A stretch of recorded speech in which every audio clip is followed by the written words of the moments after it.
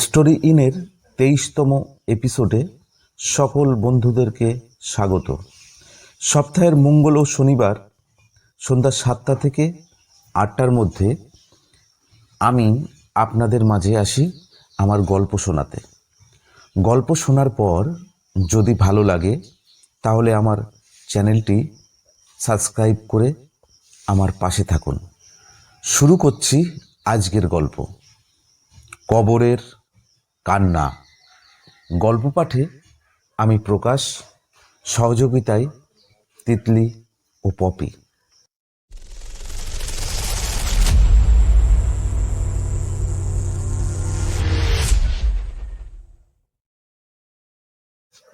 রাত 10টার দিকে ব্যাংকের কাজ শেষ করে তপন বেরিয়ে পড়ল।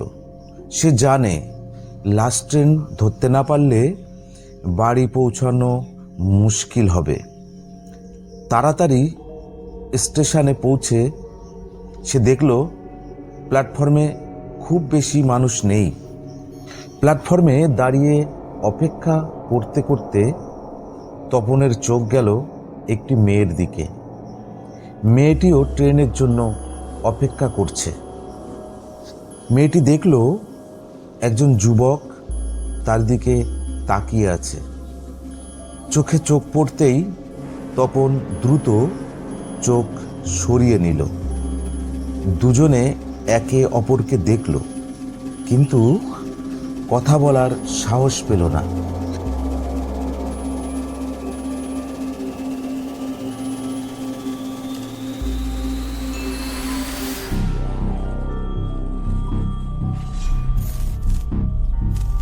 অন্যদিকে শ্যামলবাবু তার নিয়মিত কাজ শুরু করল।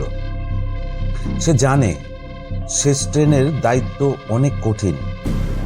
যাত্রীদের নিরাপত্তা এবং সঠিক সময়ে গন্তব্যে পৌঁছানো তার দায়িত্ব। ট্রেনটি স্টেশনে থামল। যাত্রীরা একে একে ট্রেনে উঠল।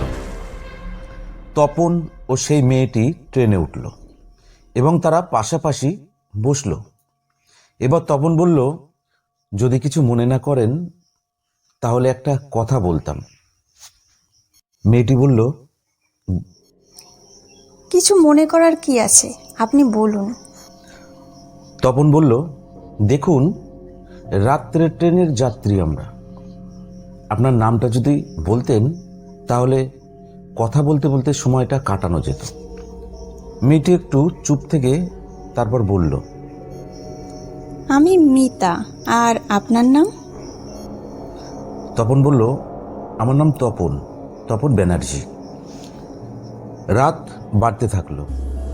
ট্রেনটিও আস্তে আস্তে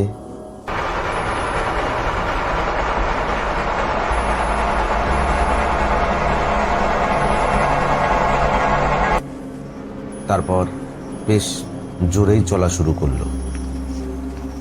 হঠাৎ ট্রেনের আলো ঝিকিমিকি করতে শুরু করলো। যাত্রীরা একে অপরের দিকে তাকাচ্ছিল। শ্যামলবাবু কিছুটা চিন্তিত হয়ে ট্রেনটি নিয়ন্ত্রণ করার চেষ্টা করল। এখানে বলে রাখি, শ্যামলবাবু হলো এই ট্রেনের চালক। মিতা বলল, এটা কি হচ্ছে? ট্রেনের লাইটটা এমন করছে কেন? তপন বলল, ঠিক বুঝতে পারছি না, তবে ব্যাপারটা বেশ অদ্ভুত। আলো কিছু সময় বন্ধ হয়ে আবার জ্বলে উঠল। শ্যামলবাবু ট্রেনের কন্ট্রোল রুমে বসে মিটার ও গেজগুলি পরীক্ষা করল, কিন্তু আশ্চর্যের বিষয় কোনো সমস্যা সে পেল না। হঠাৎ ট্রেনটি একটি নির্জন স্টেশনে এসে থেমে গেল। শ্যামলবাবু হতভম্ব হয়ে ভাবতে লাগলো, এমন স্টেশন তো আগে কখনো দেখিনি। ট্রেনের যাত্রীরা সব ভয় পেয়ে গেল। কিছুক্ষণ পর একটি লোক ট্রেনে উঠল। লোকটিকে দেখে ট্রেনের অন্য যাত্রীরা ভীষণ ভয় পেয়ে গেল। লোকটির পরনে ছিল বেশ পুরানো জামা কাপড়, মুখটা কেমন যেন ফ্যাকাশে মতো। লোকটিকে দেখে মিতা ও তপনও বেশ চমকে গেল। তপন মনে মনে সাহস এনে লোকটিকে জিজ্ঞাসা করল, কে আপনি? লোকটি কোনো কথা না বলে অদ্ভুতভাবে একটি হাসি দিল।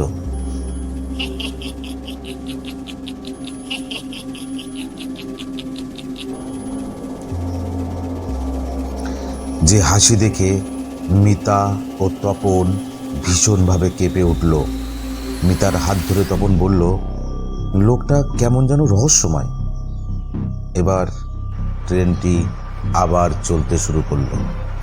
শ্যামলবাবু ট্রেনের গতি বাড়িয়ে দিল, কিন্তু ট্রেনটি যেন কোনো অজানা গন্তব্যের দিকে এগিয়ে চলেছে। ট্রেনের জানলার বাইরে শুধু গাঢ় অন্ধকার। এই সময় ট্রেনের ভিতর থেকে একটি শিশুর কান্না শোনা যাচ্ছিল, কিন্তু কামরায় কোনো শিশু ছিল না। আতঙ্কে মিতা ও তপন একে অপরের হাত শক্ত করে ধরে বসেছিল। শ্যামলবাবু বুঝতে পারছিলেন না যে কি করবে। হঠাৎ ট্রেনটি একটি পুরানো ভুতুড়ে স্টেশনে থেমে গেল। শ্যামলবাবু ট্রেন থেকে নেমে প্ল্যাটফর্মে দাঁড়ালেন। তিনি দেখলেন স্টেশনের কোনায় একটি ভুতুড়ে কবরস্থানের গেট খোলা। সেখান থেকে ভয়ঙ্কর ভুতুড়ে আওয়াজ আসছিল। শ্যামলবাবু সেখান থেকে পিছিয়ে আসতে লাগলেন। পিছনে ফিরে তাকিয়ে শ্যামলবাবু দেখলেন তপন ও মিতা ট্রেন থেকে নেমে এসেছে। এবার মিতা বলল, আমার ভীষণ ভয় করছে। ট্রেন তো দাঁড়িয়ে গেল, আমরা বাড়ি পৌঁছাবো কি করে? শ্যামলবাবু বললেন, আগে এখান থেকে বের তো হই। এবার তপন বলল, আমাদের কিছু একটা করতে হবে, না হলে আমরা কেউ এখান থেকে বের হতে পারবো না। তারা তিনজন কবরস্থানের দিকে এগিয়ে গেল। সেখানে ঢুকতেই তারা এক অদ্ভুত দৃশ্য দেখতে পেল। তারা দেখল একটা পুরানো কবরের উপর একটি লণ্ঠন টিমটিম করে জ্বলছে এবং সেখানে একজন বৃদ্ধা বসে আছে। তার চেহারায় কেমন যেন একটা শান্তি এবং দুঃখের মিশ্রণ। এই তিনজনকে দেখে বৃদ্ধা বললেন, আপনারা এখানে কেন এসেছেন? শ্যামলবাবু বললেন, আমরা ট্রেনে ছিলাম, হঠাৎ করে এসে পড়েছি। বৃদ্ধ মৃদু হাসি দিয়ে বললেন, এই জায়গাটা অভিশপ্ত। যারা এখানে আসে তারা আর কখনো ফিরে যেতে পারে না। এবার মিতা ভয়ে ভয়ে বলল, ফিরে তো আমাদের যেতেই হবে। বৃদ্ধ বললেন, তাহলে তোমাদের একটা কাজ করতে হবে। এই কবরস্থানে একটা অভিশপ্ত আত্মা আছে, তার মুক্তির ব্যবস্থা তোমাদের করতে হবে। তারা তিনজন একে অপরের দিকে তাকিয়ে ভয়ে ভয়ে বৃদ্ধার কথা শুনছিল। বৃদ্ধা আবার বলা শুরু করলো, কবরস্থানের পশ্চিম দিকে একটি পুরানো গাছ আছে। সেই গাছের নিচে একটি কবর আছে।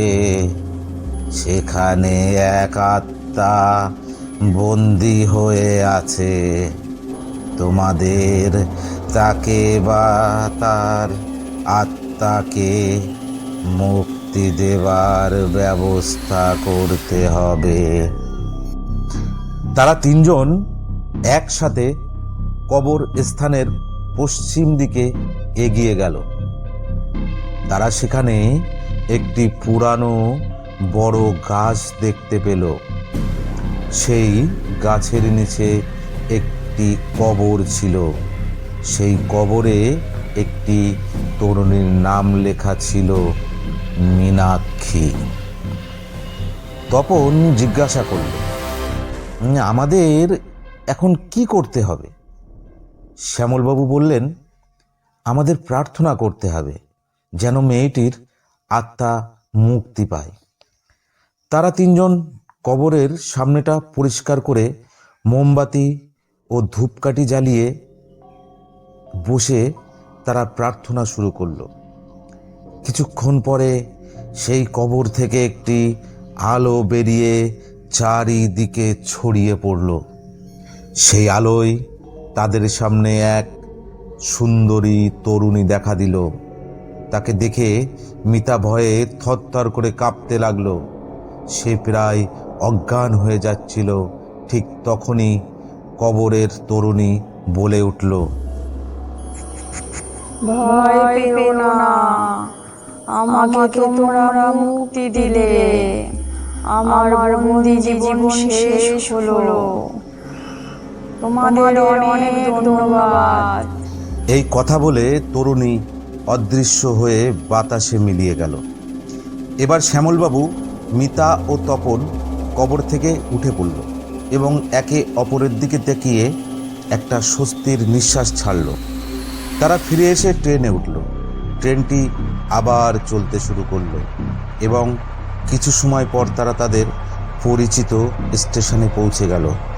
তাদের তিনজনের মধ্যে একটা গভীর বন্ধুত্ব গড়ে উঠল এবং তারা বুঝতে পারল জীবনের কিছু রহস্য অজানাই থেকে যায়, কিন্তু কিছু রহস্য আমাদের জীবনে এক অনন্য অভিজ্ঞতা এনে দেয়, যা কখনো ভোলা যায় না।